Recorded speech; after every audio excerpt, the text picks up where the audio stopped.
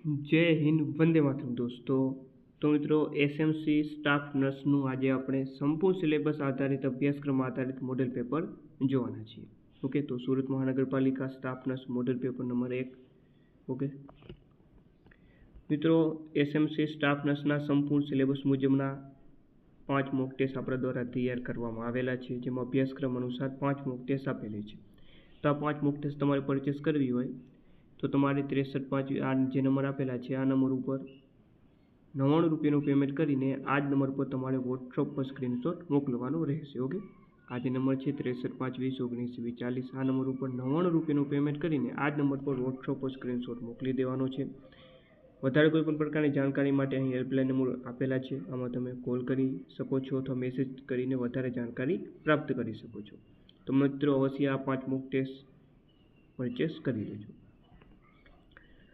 ચાલો મિત્રો, શરૂઆત કરીએ. ક્વેશ્ચન નંબર 1 છે કે ભાઈ, ફ્રોઇડના મનોજાતીય વિકાસના સિદ્ધાંત મુજબ ઇલેક્ટ્રા કોમ્પ્લેક્સ કયા તબક્કા દરમિયાન ઉદ્ભવે છે?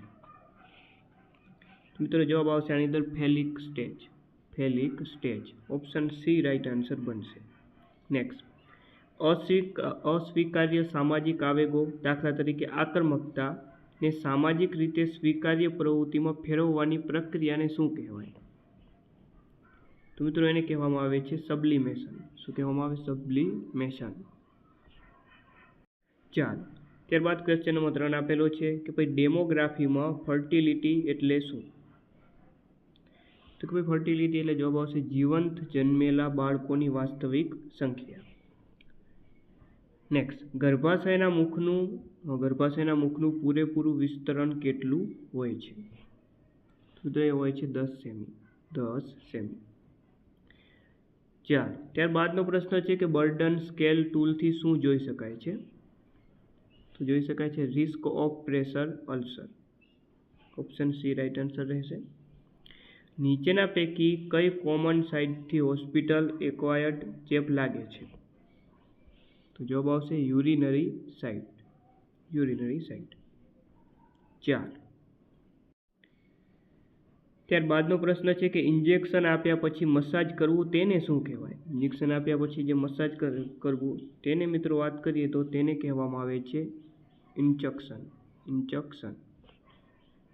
નેક્સ્ટ, વૃદ્ધ દર્દીઓમાં સૌથી સામાન્ય માનસિક સમસ્યા કઈ છે? તો એ છે મિત્રો ડિપ્રેશન. શું છે? ડિપ્રેશન. મેલેરિયા કયા પ્રજીવ દ્વારા થાય છે? મેલેરિયા જે છે પ્રજીવ દ્વારા થાય છે. કયા પ્રજીવ દ્વારા? તો કે ભાઈ પ્લાઝ્મોડિયમ દ્વારા. ઓપ્શન એ રાઈટ આન્સર અહીં રહેશે. કોમ્યુનિટી હેલ્થ નર્સિંગમાં પ્રાઇમરી હેલ્થ કેરનો મુખ્ય સિદ્ધાંત કયો છે? તો કે કોમ્યુનિટી ભાગીદારી, યોગ્ય ટેકનોલોજી, ન્યાયસંગત વિસ્તરણ. તમામ આવે એટલે ફાઇનલ જવાબ રહેશે ઓપ્શન ડી ઉપરના તમામ. ત્યારબાદ વસ્તીના કદ, બંધારણ અને વિતરણના અભ્યાસને શું કહેવામાં આવે છે? તો તેને ડેમોગ્રાફી કહેવામાં આવે. શું કહેવામાં આવશે? ડેમોગ્રાફી. કઈ પદ્ધતિ કાયમી પરિવાર નિયોજન છે? કાયમી પરિવાર નિયોજન પદ્ધતિ વાત કરીએ તો એ છે મિત્રો ન સંબંધી. નેક્સ્ટ, માનસિક સ્વાસ્થ્ય દિવસ ક્યારે ઉજવવામાં આવે છે? તો અગત્યના દિવસોમાંથી આ પ્રશ્ન છે આરોગ્યને લગતા. જવાબ 10 ઓક્ટોબર. 10 ઓક્ટોબર. નેક્સ્ટ, સુપર ઇગોનું બીજું નામ શું છે? સુપર ઇગો એનું જ મિત્રો વાત કરીએ બીજું નામ તો જવાબ આવશે અંતરાત્મા. ડોપામાઇનનું સ્તર વધવાથી શું થશે? ડોપામાઇનનું સ્તર વધવાથી થશે મિત્રો સ્કીઝોફ્રેનિયા. ઓપ્શન એ સાચો જવાબ રહેશે. સૌથી ગંભીર આલ્કોહોલ વિથડ્રોલ સિન્ડ્રોમ કયો છે? તો એ છે ચિંતભ્રમ સમાપ્ત થાય છે. નીચેનામાંથી કઈ આત્મહત્યાની સૌથી ઘાતક પદ્ધતિ છે? તો એ છે બંદૂક વાપરીને. નેક્સ્ટ, ડિસલ્ફીરામ ઉપચાર શું સૂચવવામાં આવે છે? તો જવાબ દારૂ પર નિર્ભર. ગ્લુકાગોન હોર્મોન ક્યાંથી સિક્રિટ થાય છે? તો જવાબ આવે પેનક્રિયાજ. નેક્સ્ટ, બોલવામાં તેમજ બોલેલા શબ્દોને સમજવામાં તકલીફ પડે તેને શું કહેવાય? તેને કહેવામાં આવે છે એફેસિયા. એફેસિયા. નીચેનામાંથી કયું ઓર્ગન લિમ્ફેટિક સિસ્ટમનું નથી? તો વાત કરીએ આમાં તો જે લિમ્ફેટિક સિસ્ટમનું નથી તો એ છે પેનક્રિયાઝ. ઓકે, પેનક્રિયાઝ નહીં આવે. હાઇડ્રોફોબિયા નીચેનામાંથી કયા પ્રકારના બાઇટમાં જોવા મળે છે? તો એ છે ડોગ બાઇટમાં. બીસીજી એ કેવી વેક્સિન છે? તો એ છે live attenuated vaccine. Option A right answer. આઇસબર્ગમાં ઉપર દેખાતી તરતી ટોચ શું બતાવે છે? તો એ બતાવે છે ક્લિનિકલ કેસીસ. લાંબા ટાઈમ સુધી સુગર કેન ડસ્ટ ઇન્હાલેશન કરવાથી કયો રોગ થાય છે? તો એ જવાબ આવશે બગાસોસિસ. નેક્સ્ટ, ગ્રીફ માટેની કુબલર-રોજ થિયરી પ્રમાણે બીજા સ્ટેજમાં કયું બિહેવિયર જોવા મળે છે? તો એ છે એંગર. મિની મેન્ટલ સ્ટેટસ એક્ઝામિનેશનનો ટોટલ સ્કોર કેટલો છે? તો એ છે મિત્રો 30. નીચેનામાંથી એમ્બ્રેસિયા એ શાનો ડિસઓર્ડર છે? મેમરી. નેક્સ્ટ, ઊંચાઈથી બીક લાગે તેવા ડિસઓર્ડરને શું કહેવાય? ઊંચાઈથી ડર લાગે તો એને કહેવામાં આવે છે એક્રોફોબિયા. પ્રેગ્નન્સી દરમિયાન નીચેનામાંથી કયા સાઇનમાં વજાથનાના લેટરલ ભાગમાં ફીલ કરવાથી પલ્સેશન જોવા મળે છે? તો એ છે ઓસિયોડર સાઇન. નીચેનામાંથી કયા પ્રકારના પાલ્પેશનની મદદથી ફીટસનું હેડ અને એન્ગેજ થઈ ગયું છે તે જાણી શકાય? તો એ છે પેલ્વિક.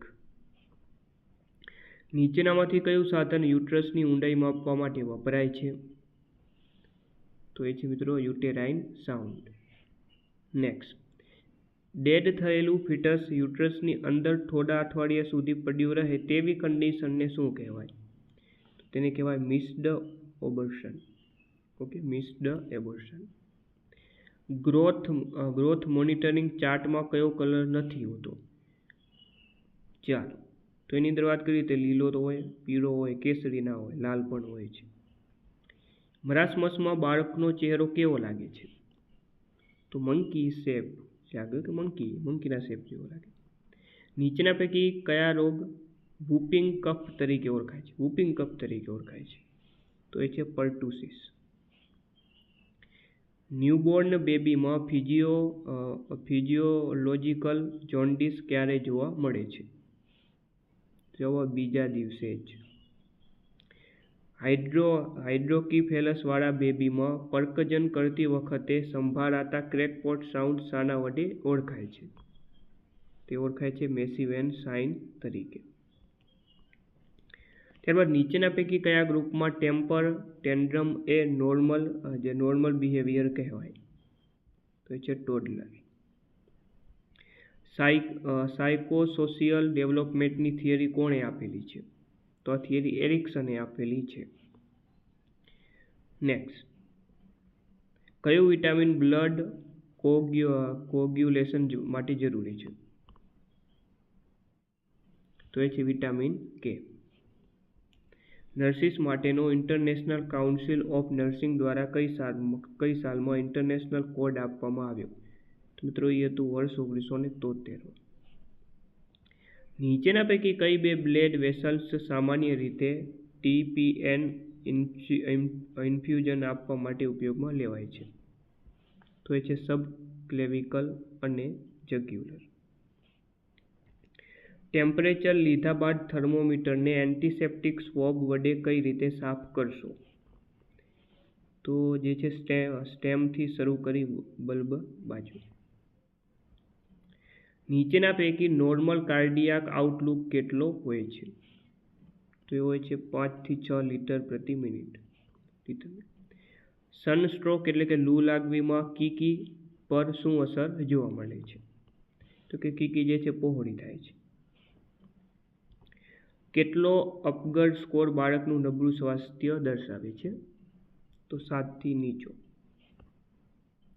માતાની અન્નપ્રસૂતિ સંભાળ માટે ખોરાકમાં વધારાની કેટલી કેલરી અને પ્રોટીન આપવા જોઈએ? તો 700 કેલરી અને 25 ગ્રામ પ્રોટીન આપવા જોઈએ. ઘણા મોટા પ્રમાણમાં દૂધના જે છે પેસ્ચ્યુરાઇઝેશન કરવા માટે વ્યાપકપણે ઉપયોગમાં લેવાતી પદ્ધતિ, તો એ પદ્ધતિ છે HTST પદ્ધતિ. ગર્ભનિરોધક પદ્ધતિની અસરકારકતાની પદ્ધતિ, તો એ છે પલ ઇન્ડેક્સ. તો મિત્રો આ હતા સ્ટાફ નર્સની પરીક્ષા માટે અગત્યના 50 પ્રશ્નો. તો આવા આપણી મોક ટેસ્ટ 5 મોક ટેસ્ટ તમારે જો પરચેસ કરવી હોય તો અહીં આપેલા નંબર ઉપર તમારે 99 રૂપિયાનું પેમેન્ટ કરીને ગૂગલ પે અથવા ફોનપે અથવા તો પેટીએમ દ્વારા આ નંબર પર વોટ્સઅપ પર સ્ક્રીનશોટ મોકલી દેવાનો.